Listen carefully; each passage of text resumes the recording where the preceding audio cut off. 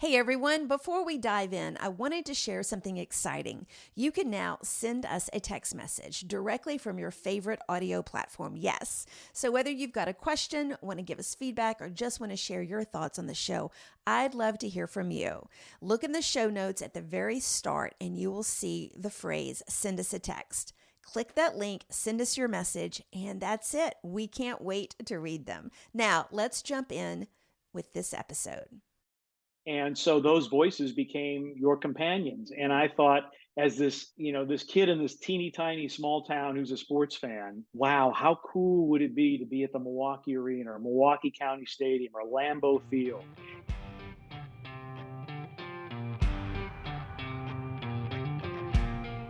Today on the Sideline, I'm chatting with the television voice of the Memphis Grizzlies. Pete Pranica is up next.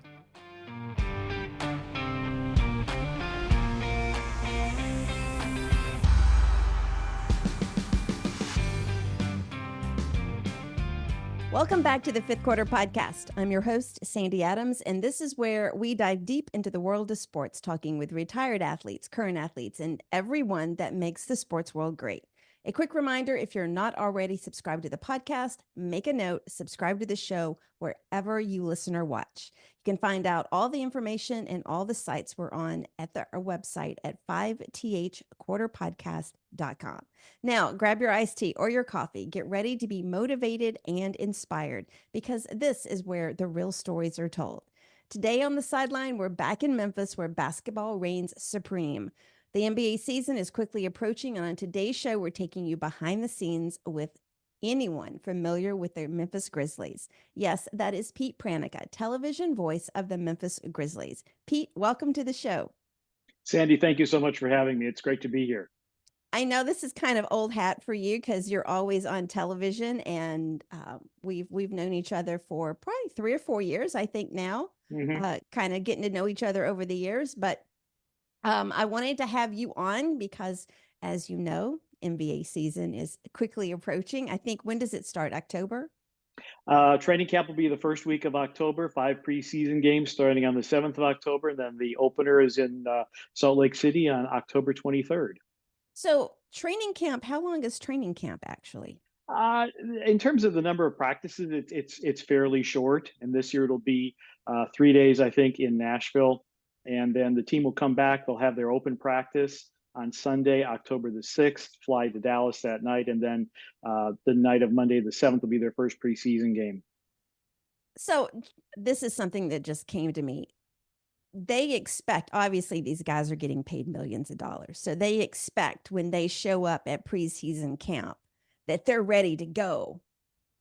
Like they don't need, they don't need to hopefully they've all been working out and getting back in shape and everything this summer, which is, yeah, absolutely. They've been, they call it open gym or pickup basketball or whatever you want to call it.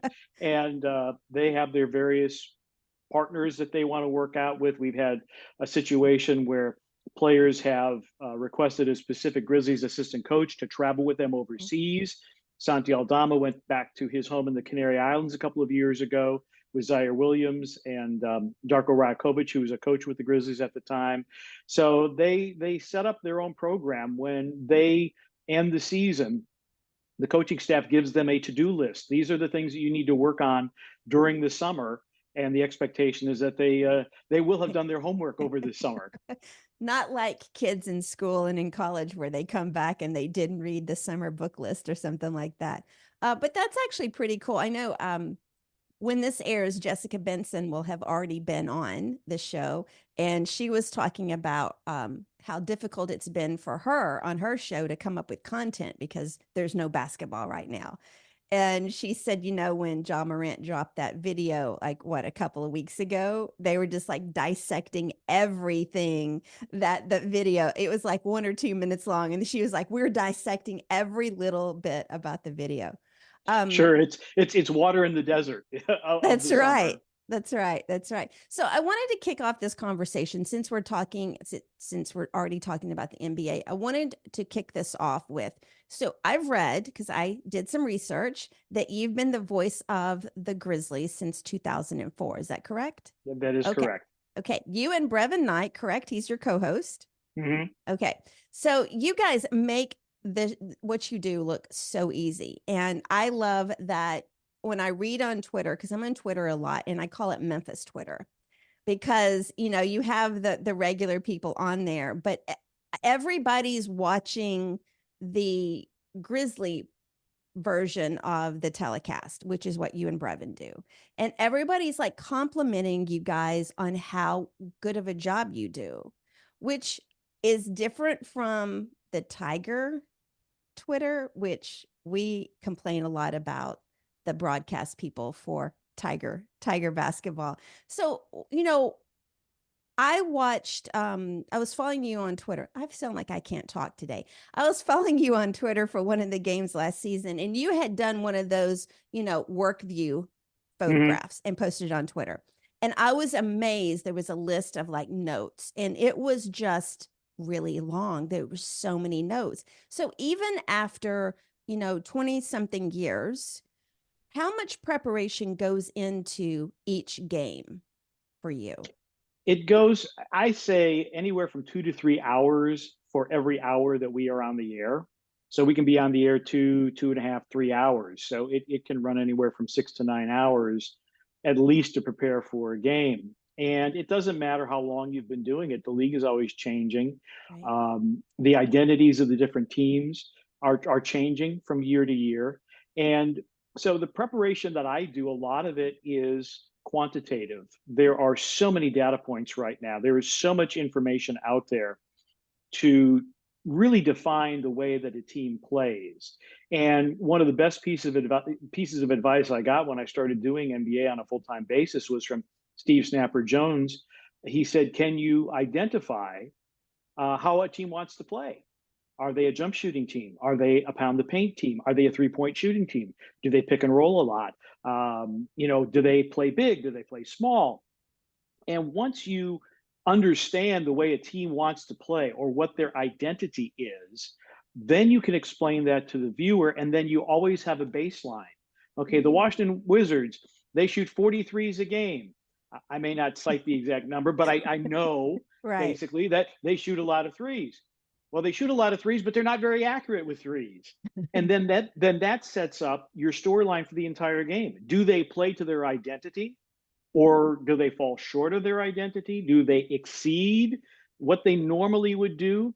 And if they're on either side of normal, either exceeding or way below, why is that happening? Is it something the Grizzlies are doing? Is Right. Washington just having a bad night? And so a lot of what I do is statistical analysis. And so, in reference, to what you saw in that picture, I have what I call an annotated roster for both teams. Every player is included, their height, their weight, number of years in the league, when they were drafted, if they were drafted, where they went to college.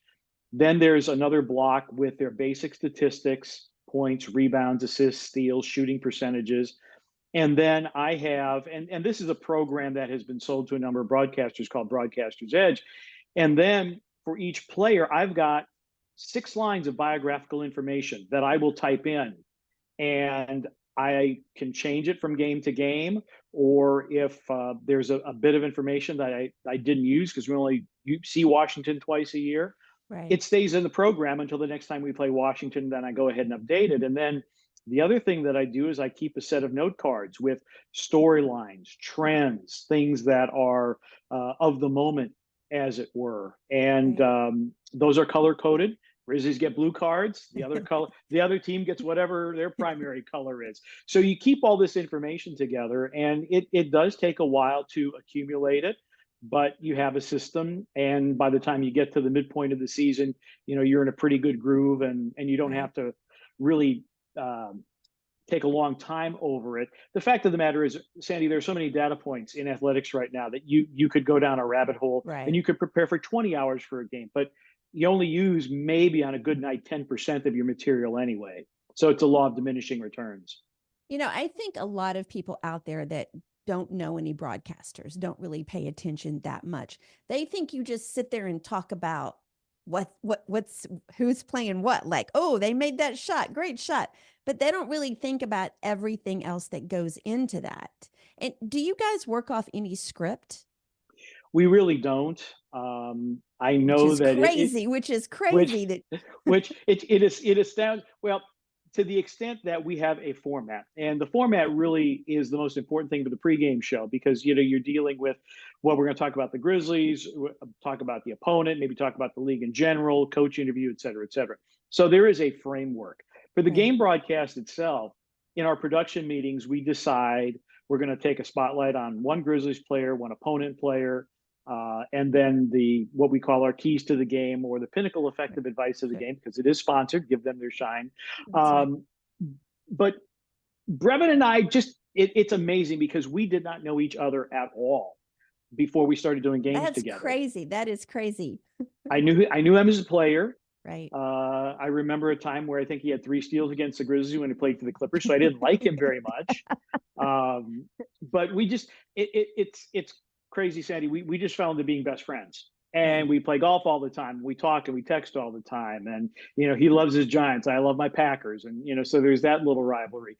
But we do freak out the tech crews when we go on the road, and they say, "Well, when are you guys going to rehearse?" Like, we don't rehearse. Right. Brevin and I have been doing this for like 15 years, and we have never, ever rehearsed, because when we go on and we do our opens live, I want to hear what he's saying and really pay attention to it, not think ahead of what I want to say next, Right. but I want to follow on what he's saying. And so then it becomes really a conversation rather than a scripted, you say Sure. this, I say this, and becomes a tennis match.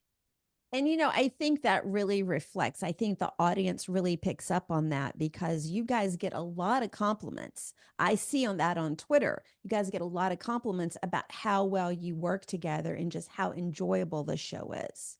And I think that speaks to your relationship with each other. So, how do you balance that excitement when you're in the middle of like a really fast paced game and things are going crazy? How do you handle that with the need to be clear and concise in your commentary?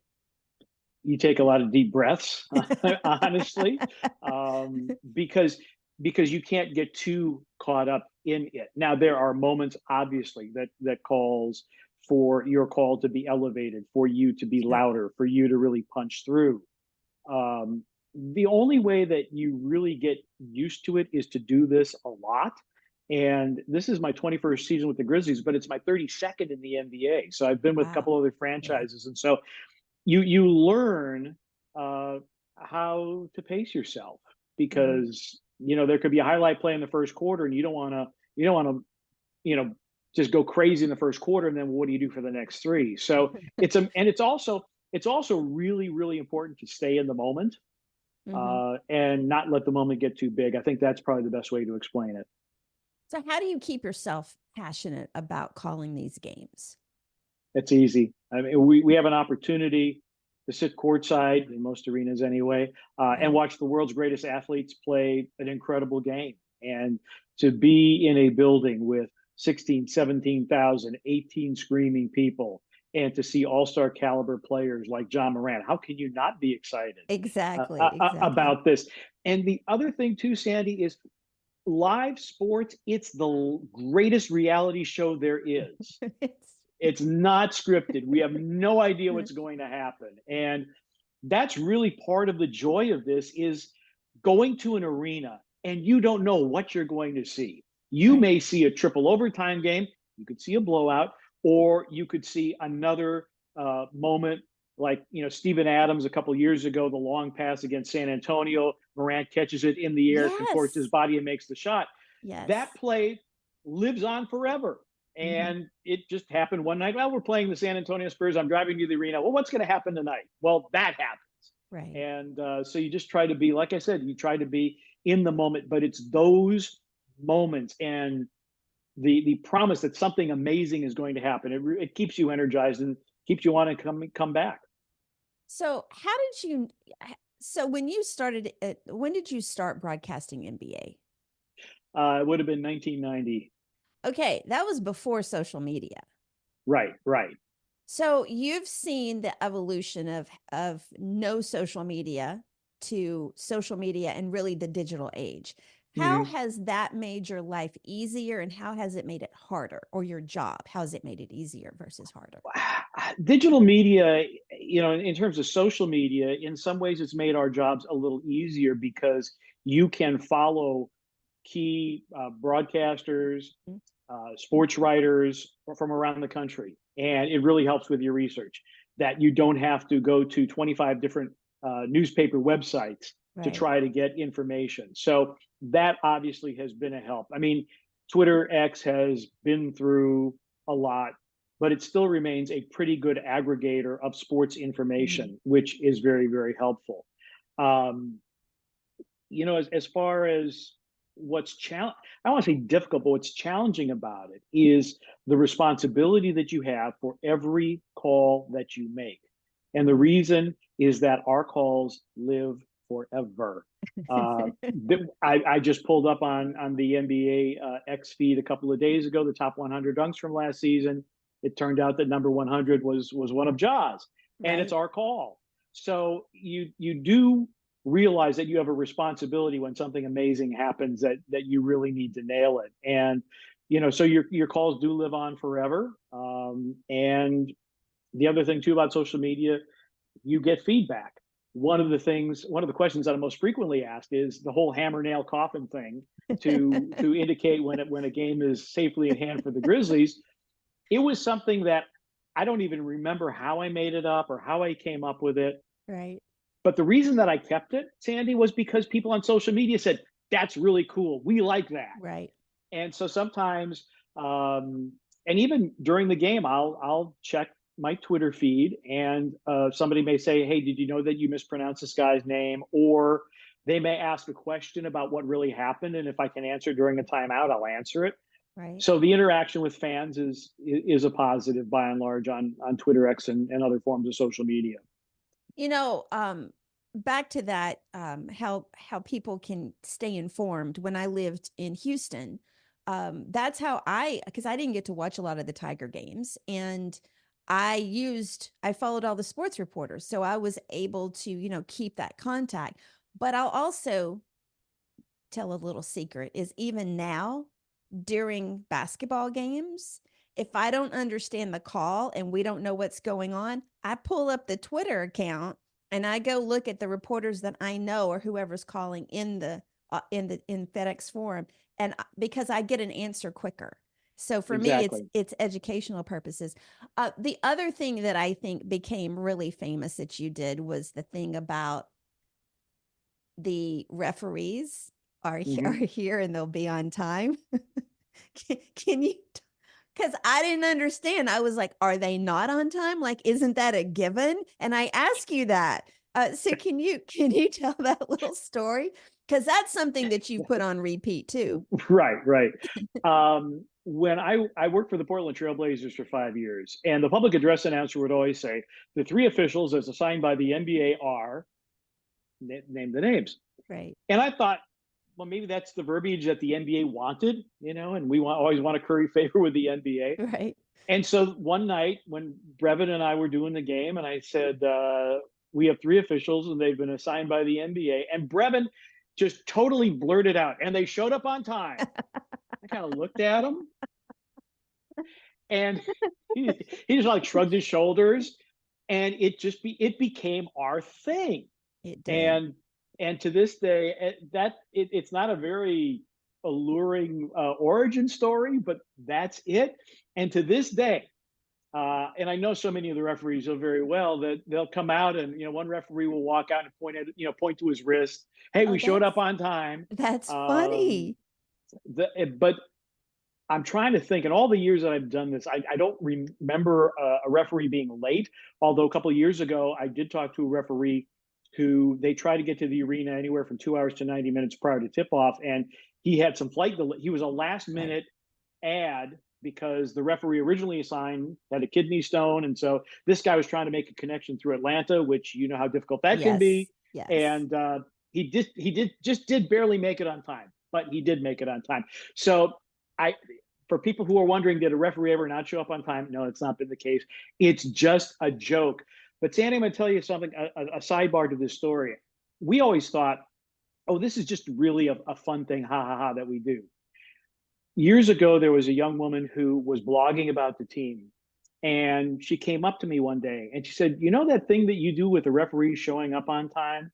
And I started to chuckle. And she said, "I know that y'all look at it like it's funny." She said, "My son is autistic and he is inconsolable until he hears you say, 'We have three officials and they showed up on time.' Oh, And wow. then he's like, 'Okay, I know it's time to watch basketball.'" And if ever there was a time where the impact of what we do and Sure. say came home to roost, that was it. And so, we keep on doing it. It's our thing, and everybody seems to enjoy it, so we'll keep on. Well, and it's such a simple, literal thing kind of that, but it's funny how everybody pays attention to it because it's not like you put it in bold letters anywhere. It's just in the middle. It's like a few words in the middle of your tweet. And everybody pays attention to that and just kind of notices. I think that it's a great way to also build community and Hmm. build those connections with the followers and stuff and kind of make people think, well, I'm on the inside joke. I've got it. I understand.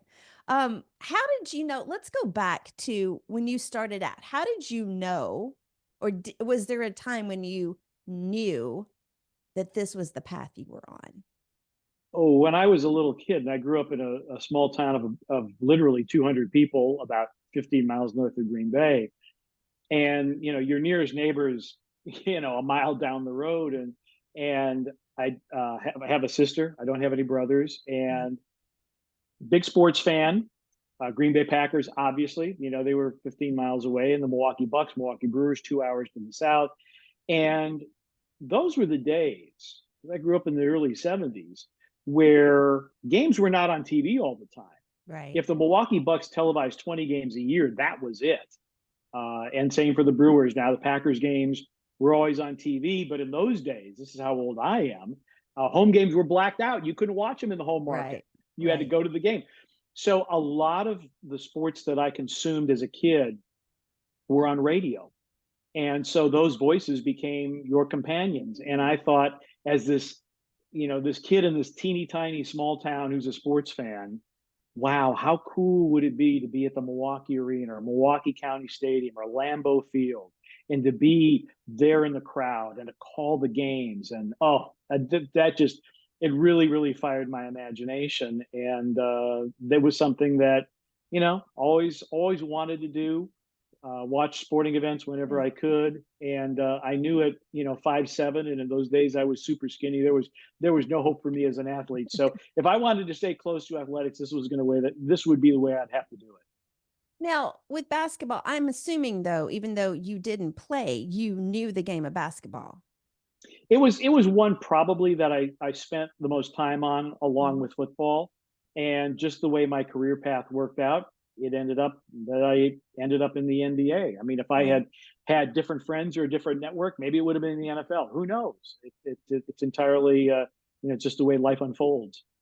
So, when you send in your questionnaire, because yeah, I make them fill out a form, everybody. When you send in your questionnaire, you talked about, and I already knew this, you do play by play for a variety of sports, but here's some of them. When you said field hockey, fencing, judo, volleyball, soccer, weightlifting. How do you keep track of all the different rules for each sport? There are a couple of ways of doing it. So I did fencing and judo and team handball for the Oh, you did Olympics, you did and handball also. I did handball also. Yeah, great, great sport. I wish it caught on here in the States. If you're doing stuff for the Olympics, so NBC has researchers, and they will assign a researcher to a particular sport. And when you are hired to call events for NBC, you will get material on the rules, the Right. international players, all the different international competitions. Because, like, handball has a European championship, a world championship in competitions other than the Olympics themselves, and the rules are part of that. Uh, you watch videotape. When I did team handball in 2004, my analyst actually had some tapes of handball matches, and the commentary was in German. So I didn't understand the commentary, but I understood the flow of the game. So that's how that's presented. For other sports, Like I did field hockey a couple of years ago in Chapel Hill, and that was a crazy experience. I'd never done that before, but now everything's online. You can read about strategy and you can read Right. about the basic rules, and your analyst is someone who almost certainly has played the sport and knows the finer points of it. And so, when you're doing a sport that you're not terribly familiar with, you don't try to, take a deep dive into the rules. That's what your analyst is for, because they've actually played the game. So it's research like anything else, and knowledge of the rules is very important for the credibility of any announcer. So you definitely have to study that. Do you always work in tandem with an analyst? Yeah, the Okay. only time that I would not have, I've done some Redbirds baseball, and Right. baseball on radio. Typically, you can do solo, but everything else, there's always a broadcast partner, broadcast analyst. Interesting.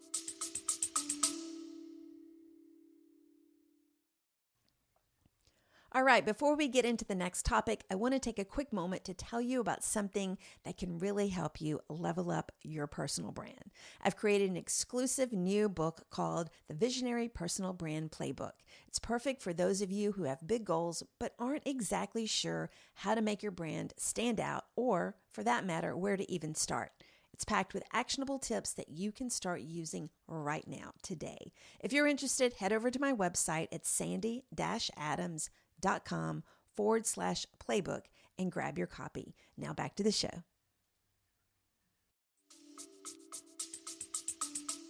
Dang, I didn't even know that. So let's talk about, you said you did 2 Olympics for NBC. Which Olympics?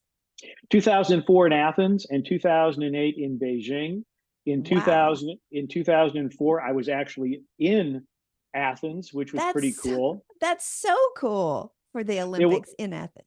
it was absolutely a mind blowing experience, particularly when you go up to the roof of the hotel and have a drink, and oh, there's the Acropolis over there. Mhm. It was pretty amazing, and to be around some real legends, to be around people, like Bob Costas and Dan Hicks and Rowdy Gaines, and here's Dick Ebersol, Mr. Mhm. Saturday Night Live and producer for the Olympics, uh, telling you how NBC wants you to cover these games. That was just an absolute mind blowing experience.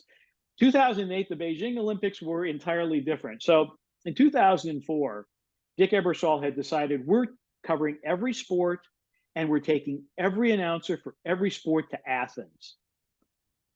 We took over a whole Marriott hotel in downtown Athens, and the International Olympic Committee said you're never doing that again. And so in 2008 and Olympics subsequent to that, track and field, basketball, probably gymnastics, and a few other commentary groups actually would go to the Olympics physically. The rest of us would stay back. In 2008, we were in New York City. Saturday Night Live goes dark in the summer. And in the summer of 2008, NBC built about a dozen soundproof, they almost look like little trailers Right. for a producer on one side of the glass and then the announcers on the other side of the glass. And we had monitors with the video from Beijing. And those trailers were placed on the stage of Saturday Night Live. Was, Wow. so I spent a month in New York doing weightlifting, because there was weightlifting pretty much every day as you go through the weight classes, the men, the Right. women. So we'd go in, we'd call a couple hours of weightlifting, and then I had the rest of the day to explore New York City. So it was a pretty fun month. Um, what so that was pretty much the high and the low. The low being, well, I mean, you got to experience New York, but I mean, you didn't get to go to Beijing. No, no, but I was so blessed in Athens, because as it Mm-hmm. turned out, the woman that was my handball analyst, her husband works for GE, Right. and because GE is with NBC and GE was providing a lot of things for the Olympics, here it is the day before our first handball telecast, and she says to me, "Hey, I've got extra tickets for the opening ceremony." So I got to see the opening ceremony for the Olympics in Athens, which was just an absolute crazy, crazy experience. And again, to have Dick Ebersol be our leader Mm, and to tell us how the best way to talk about these athletes that nobody has ever heard of before, to make right. them human, and to really illuminate their drama for our viewers. He's one of the most compelling speakers I've ever met. As much as I was consumed by the Paris Olympics just last month, and as much as it was a great broadcast, and I got to say, hands off to NBC for hiring Snoop Dogg to come out, because I don't know why. I just love the shots of him, especially him and Martha Stewart. But I do miss the stories that Bob Costa would, and maybe it was his voice, but I missed some of those stories. As much as it was beautiful and exciting, I think the athletes made it more exciting. I do miss some of that storytelling that Yeah, they used to have. that's a really good point. And I was listening to a podcast. I can't remember which one anymore. One of the sports media podcasts, and there was conversation about that. And I think it was Mike Tirico actually on the Smart List podcast, and he said research has shown that people don't have the attention span to listen to that story anymore. Yeah. And so the up close and personal pieces that were the invention of Roone Arledge back in the 1970s on ABC, those Right. pieces have gone away. So you have to be, if you're in a position like me, and we had this in Beijing, where there was a German weightlifter who got sideways with the German Weightlifting Federation. He changed somehow his residency to Austria. And in the midst of training for the 2008 Olympics, his wife was killed in a car crash. Oh my God. We end up, all he has to do is one lift for the gold. He hits this lift and he gets the gold medal. His last name was Steiner. I can't remember his first name. So we tell the story, but you have to do it, in bullet point form. Right. And it was, you talk about highlights at the Olympics, even though we weren't in Beijing, that was one of the highlights because we were able to get that story out. And in fact, subsequent to that, a columnist in the Seattle Post-Intelligencer wrote a column about how we handled it.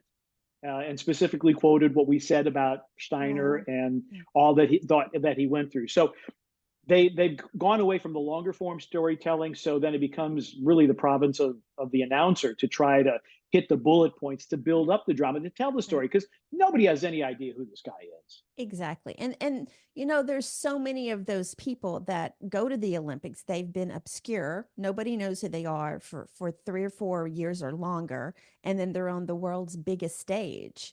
And we want to know who they are. But you're right about the attention span. So, looking at your career, I know I talked about, when did you know this was the path you wanted? But was there one specific job that you think just kind of cinched you into your current path?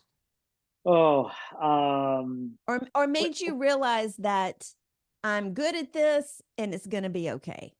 yeah, I think, I Yeah. like that. Well, because just to give people the background, my high school had a radio station. So I've been doing games on radio or television since before I could drive. I mean, that's quite a while ago. Um, but what ended up happening is I got hired to be a fill-in radio play-by-play announcer for the Detroit Pistons after they had won their second world championship. And to be able to do that, to have the Mhm. approval of an elite NBA franchise, to work with people like Isaiah Thomas and John Sally and Dennis Rodman was my first walk-off player interview. I'll have you know, to give you an idea of some of the twists and turns of my career. But to be around people like that and to be in the midst of that, and you would go ahead and you do the game. And I remember very vividly the very first NBA game that I had done on radio for the Detroit Pistons. It was an exhibition game. It was in all places, Sky Dome in Toronto. And the engineer, and I worked that game by myself, and the engineer was the engineer for the Boston Celtics. And I finished the game. It went down to the wire as a game winning shot for Jeff Malone of the Utah Jazz over the Detroit Pistons. And I call it and I sign off and I put down my headset. And I don't think I'd ever been that exhausted after a game in my life.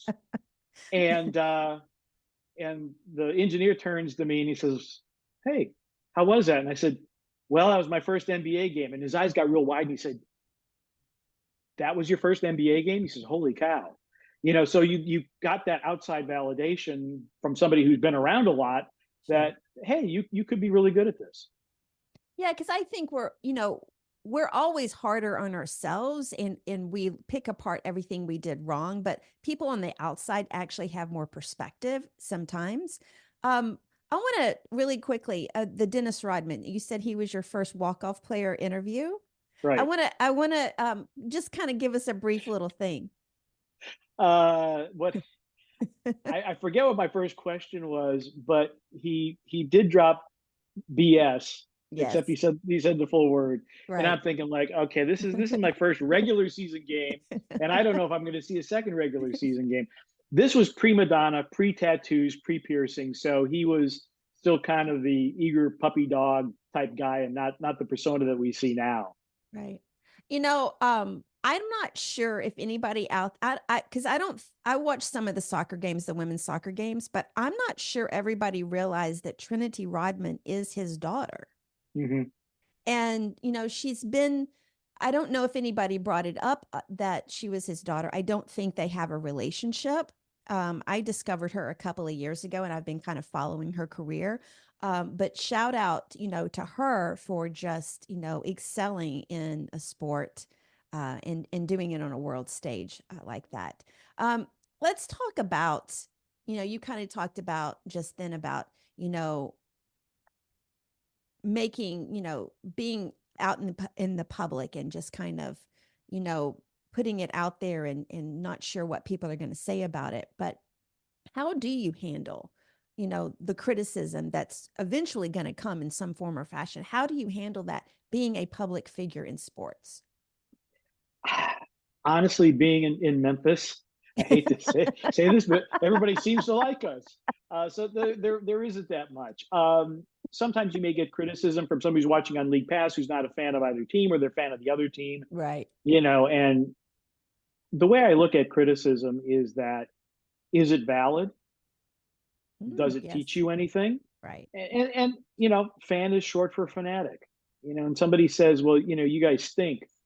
Okay, well, that's not terribly constructive. Now, Exactly.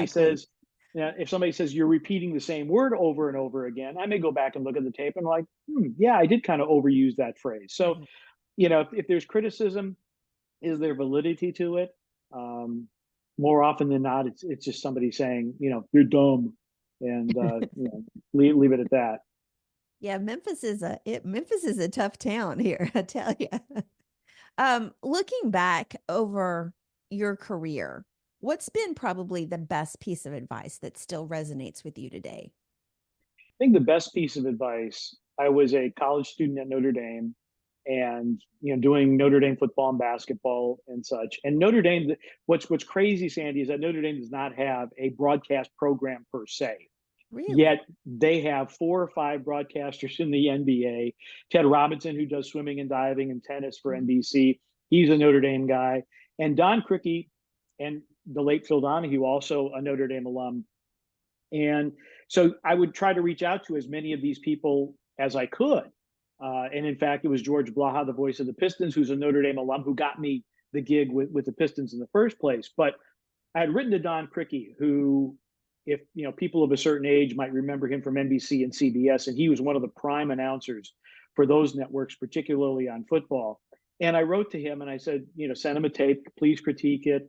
Any advice can you give me? And the one bit of advice that has stayed with me is what he wrote to me, which was, those who work hardest and want it most get there. And our business is so incredibly competitive that if you think you want to do it, you better really, really want to do it. And Right. you have to work very, very hard to set yourself apart. And that's what I tell any young person that comes to me and is looking for advice.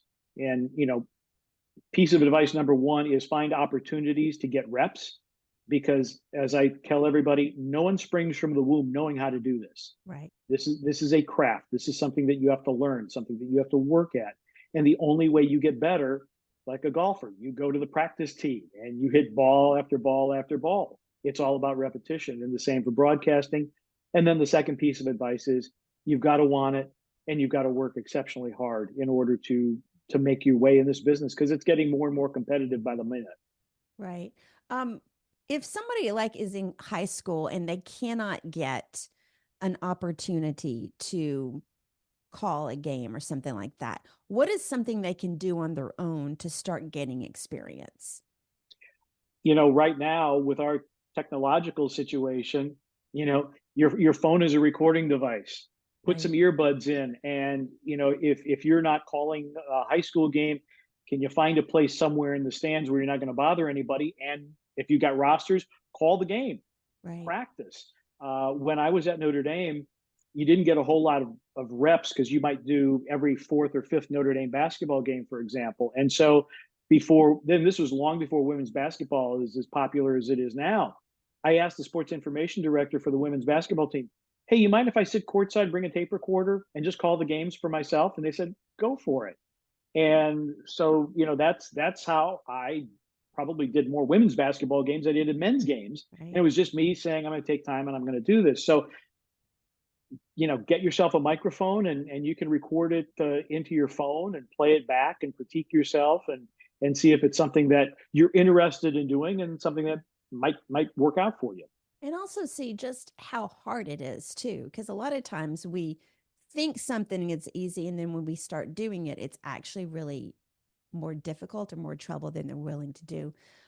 Let's talk about your podcast, because in your Okay. spare time, Well, what you there is of it. that's right. You and another Memphian, Greg Graber, who I hope will be on my show soon as well.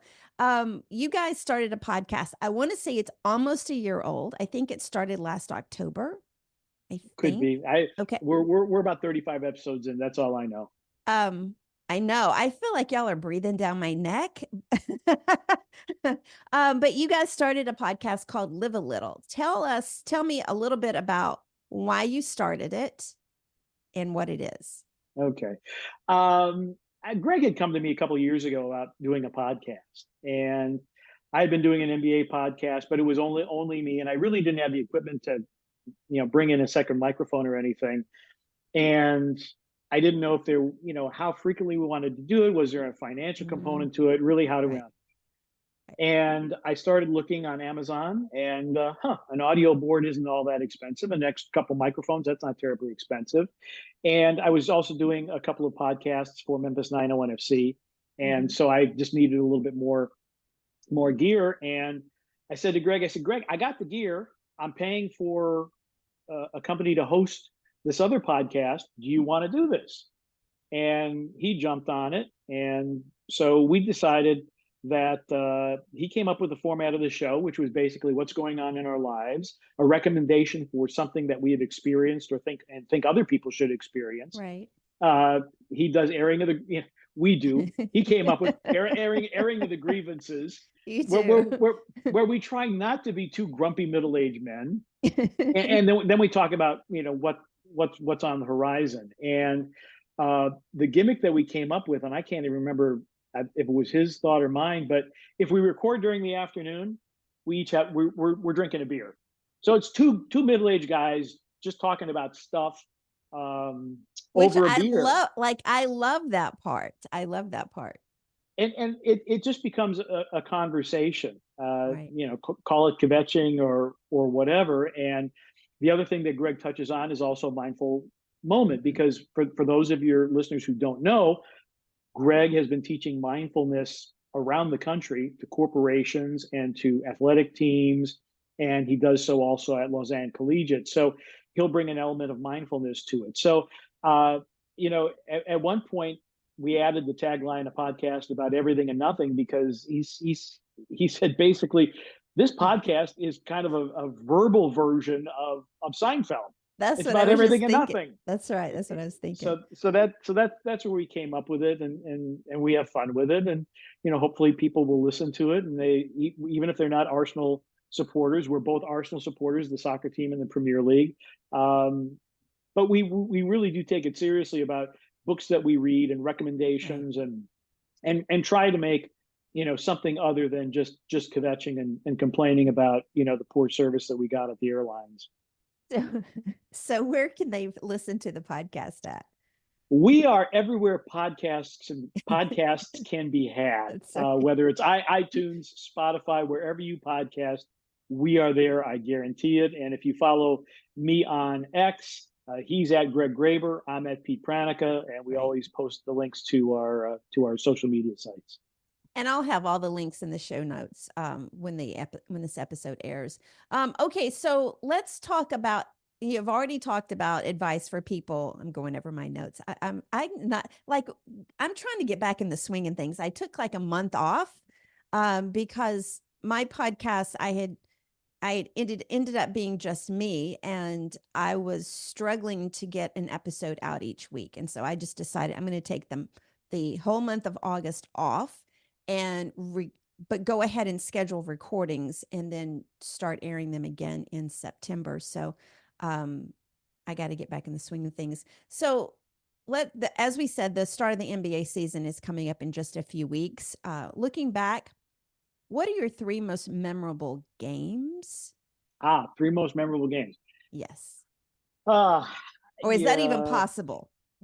that is really really hard to come up with just three. However, because you gave me this nice run of show, and you see the red ink, I've actually you I know think, I thought think about this. I think you're the only person who's ever made notes. In fact, some people are like, I ask them a question, they like get deer in the headlight look, and I'm like, I sent you the questions. Right, right.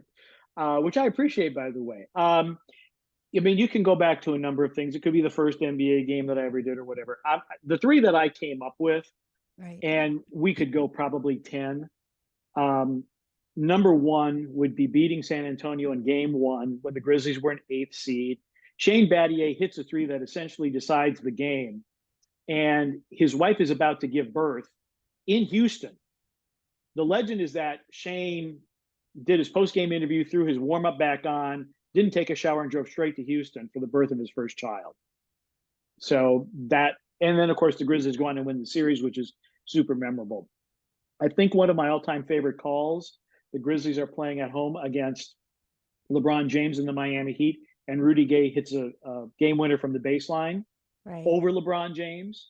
I think that's one of my all time favorite calls. And I go back and I look at that and the way that we called it, and then got out of the way. And our director, Tom Hewitt, did a marvelous job of cutting together a bunch of great camera angles that we didn't say anything, and we let the visuals Right. carry the story.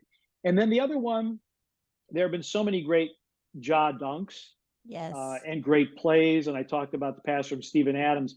But as far as a game, it was John Morant dunking over Aaron Baines in Phoenix. Essentially, that was a game winning basket as well. And we got on the bus after the game, and that visual with our call on it had something like 1 million views already on social media. Right. It was that type of thing. So I think those are three, but you could stretch this list out to 10, and Sure.